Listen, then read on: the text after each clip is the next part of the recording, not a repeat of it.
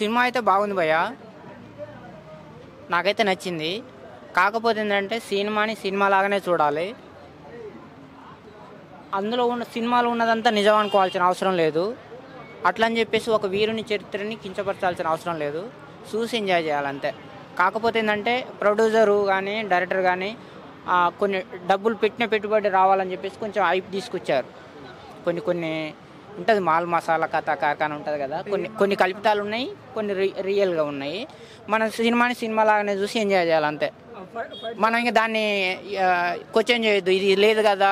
ఇప్పుడు భారతదేశ చరిత్రలో ఎవడెవడు వచ్చి మన భారతదేశాన్ని మీద ఎవరెవరు వచ్చి దాడి చేశారు అనేది స్పష్టంగా ఉన్నది. అది చదువుకున్న వాళ్ళు చూస్తే, నేను చదివిన, అది చదువుకున్న వాళ్ళు చూస్తే ఏంటంటే అరే ఇది లేదు కదా, ఇది పెట్టారు, ఇది లేదు కదా, అది పెట్టారు అన్నిటిగా ఉంటుంది. అందు గురించి సినిమాని సినిమా లాగానే అది ఎవరైనా చేస్తారు. ఎవరైనా ఇప్పుడు మొన్న తండేల్ సినిమా ఉన్నది. మన తండేల్ సినిమా కల్పితం ఏముంది, వాళ్ళు దొరికిన మాట నిజమే. కాకపోతే వాళ్ళు పాకిస్తాన్ బార్డర్ పాకిస్తాన్ వాళ్ళకు దొరికే కంటే ముందుగానే వాళ్ళిద్దరికి రియల్గా వాళ్ళిద్దరికి పెళ్లి అయింది. వాళ్ళిద్దరికి పెళ్లి అయింది ఆల్రెడీ. ఆ అమ్మాయికి ప్రెగ్నెంట్ కూడా, కానీ రియల్ గా పెళ్లి కానట్టుగా చూపించారు. అట్లాంటి అది కల్పితారు. అది కూడా చరిత్రనే కదా, అదే మామూలు కాదు. నేననేది అదే సినిమాని మన సినిమాని సినిమా లాగానే చూడాలి. అది నిజం, మనమే అది మొత్తం నిజం అనుకోవాల్సిన అవసరం లేదు. అట్లా అని చెప్పేసి అబద్ధం అని కూడా మనం కించపరచాల్సిన అవసరం లేదు అంటున్నా.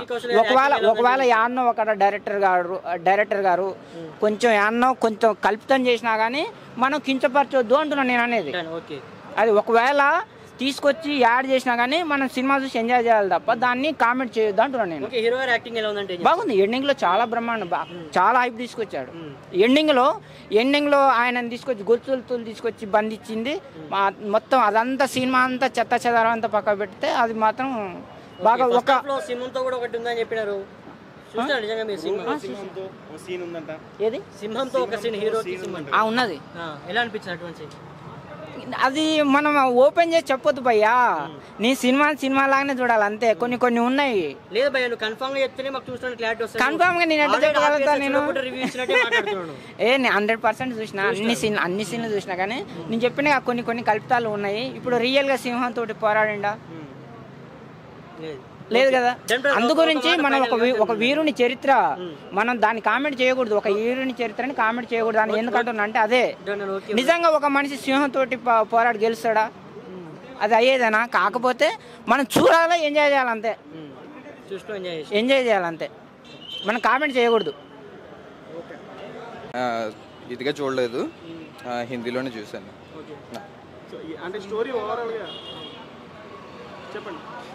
స్టోరీ అయితే ఓవరాల్గా అంతా బాగుంటుంది. శివాజీ వాళ్ళ కొడుకు ఎలా ఉన్నారు ఏంటి అది ఈ రోజుల్లో అందరికీ తెలియాలి. అది బాగా చూపించారు. ఎన్టీఆర్ డబ్బింగ్ చెప్తారు అని చెప్పేసి మొన్నటి వరకు అన్నారు రిలీజ్ ముందు. ఎన్టీఆర్ ఒకవేళ ఈ హీరోకి డబ్బింగ్ చెప్పుంటే ఎలా ఉండేది అంటారు?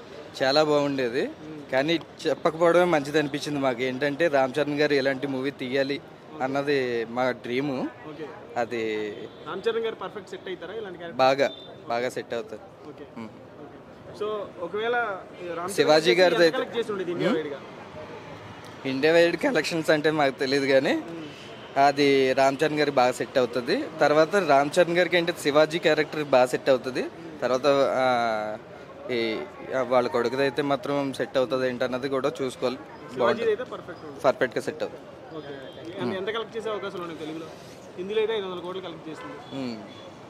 కలెక్షన్స్ అనేవి ఎప్పుడు ఊపుని బట్టి ఉంటుంది, కానీ మన ఇది చెప్పడం అది